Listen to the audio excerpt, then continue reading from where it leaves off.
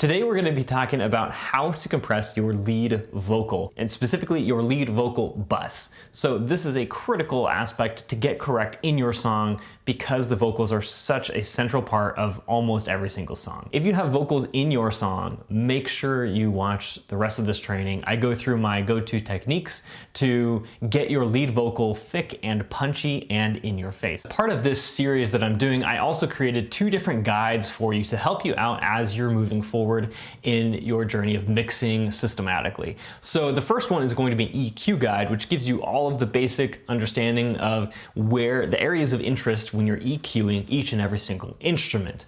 This is just a guideline, but it also gives you some tools that you can use to understand what's actually wrong with your instruments and your tracks as you're diving into EQing various instruments.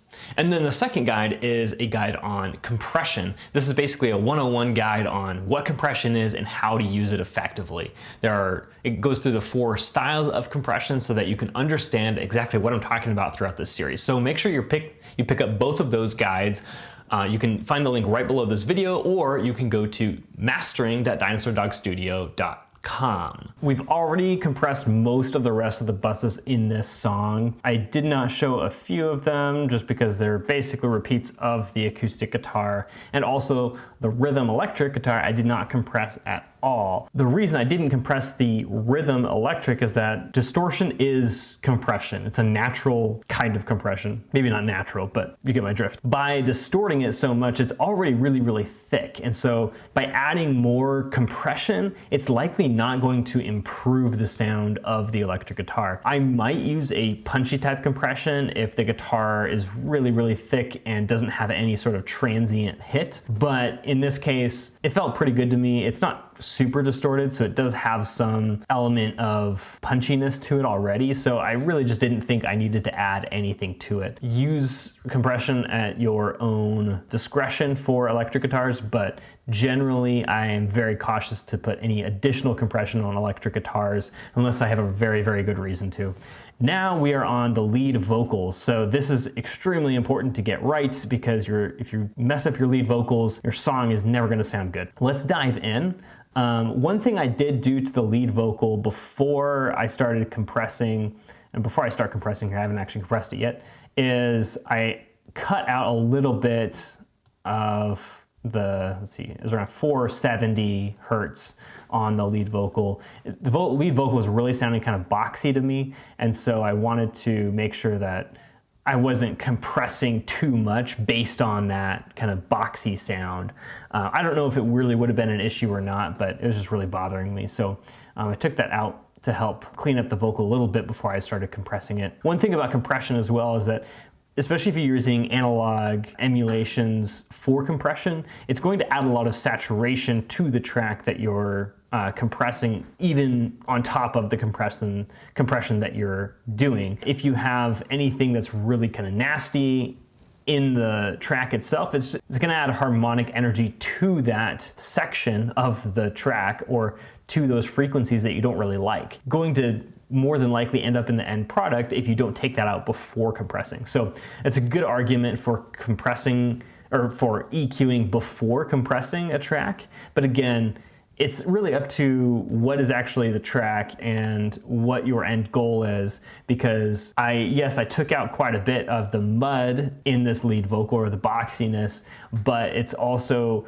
after I compress it, it's gonna kind of bring that section back up. And so sometimes you'll have to end up EQing before and after compression, or sometimes just after, because your EQ moves after compression are actually more effective than before, because a compressor is going to tend to even out some of those frequencies depending on what instrument it is and how it's hitting the compressor and which frequencies are really the ones triggering that transient. So all of that to say, I did take out some of the boxiness of the lead vocal before we start compressing. So I'm gonna play it, give you a little context on where the lead vocals are at now, and then we'll decide what we actually want to do with our lead vocal in this song.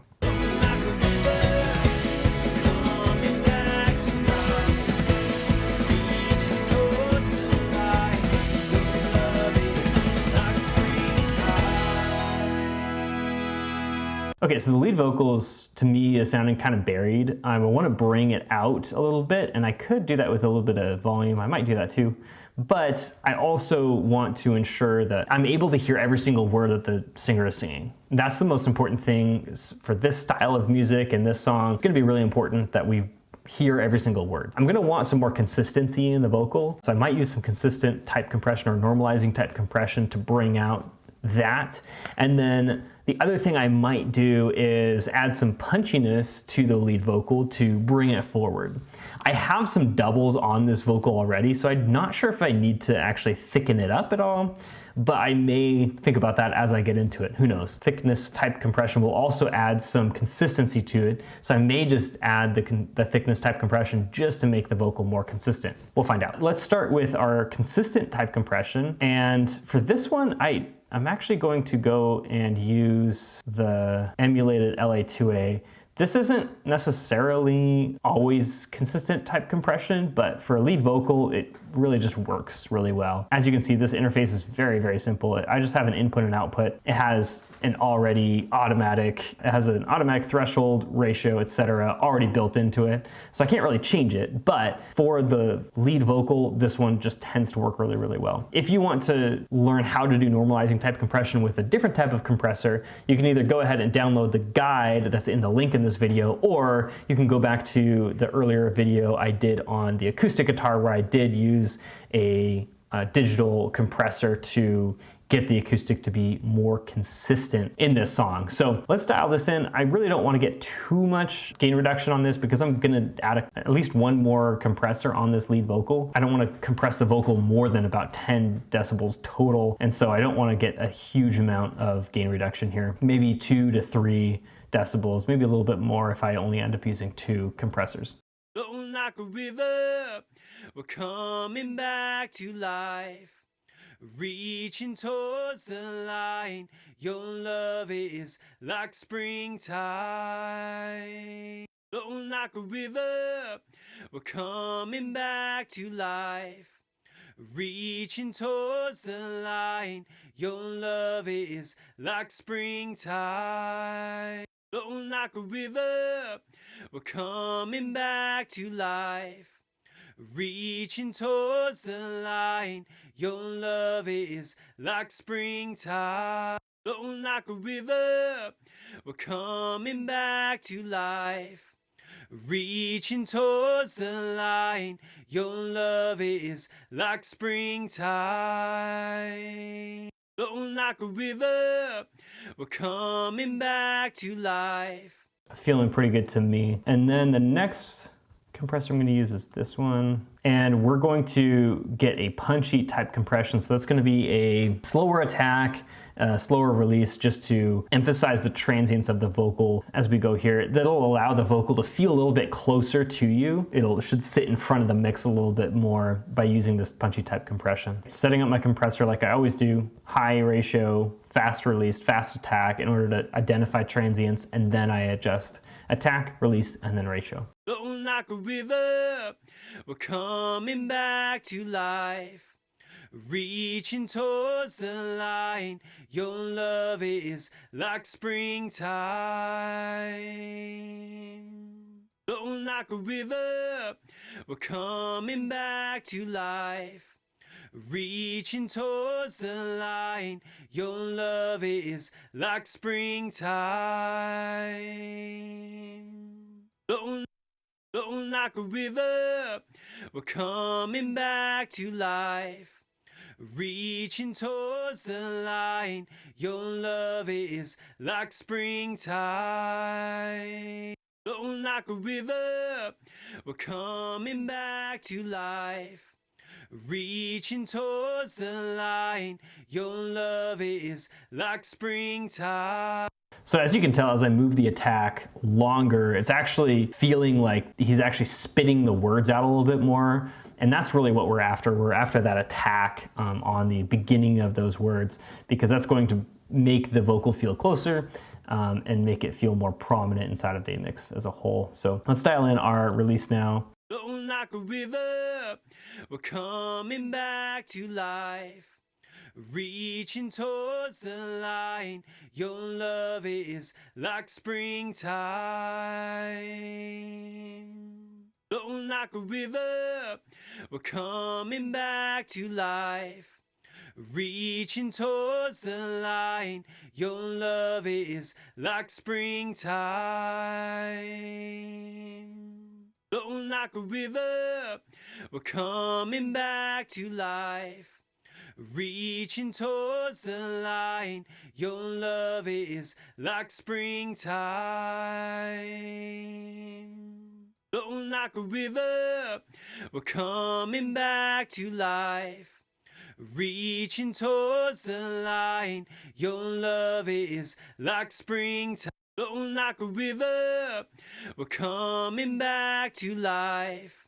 Reaching towards the light, your love is like springtime, flowing like a river, we're coming back to life. Reaching towards the light, your love is like springtime, flowing like a river, we're coming back to life. Reaching towards the light, your love is like springtime, flowing like a river, we're coming back to life. Reaching towards the light. So you could just feel how that compressor is really making the vocal feel like it's coming forward. It's also evening it out a little bit more on those tails, so I'm happy about that. I don't think I want to use an additional compressor. The vocal already feels really thick with those doubles that are going on, so I don't think I want to do anything more. I'm gonna go check out one of these verses here just to see how the compressor sounds there, just out of curiosity. You're the living water, God, we thirst for you. The dry and the berry, the flower and bloom. You're the sun that's shining, you restore my soul. The deeper you call us, oh, the deeper we'll go. We will sing a new song.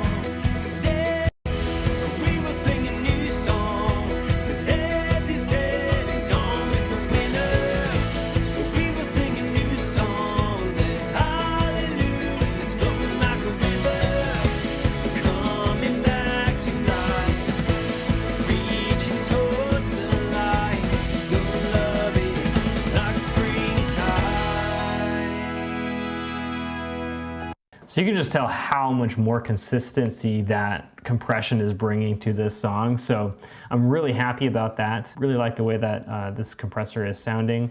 I think that there's some balance issues back here in the verse, which I'll deal with later with automation, but the vocal itself sounds good to me. I don't feel like there's anything more that needs to be done to it, so that's that. So that is the vocal compression portion of this series. Next video, we're gonna be covering harmony compression. So I guess we're not done with vocals completely, that was lead vocals. Thanks for watching. Leave a comment below if you found this helpful. Look out for the next video.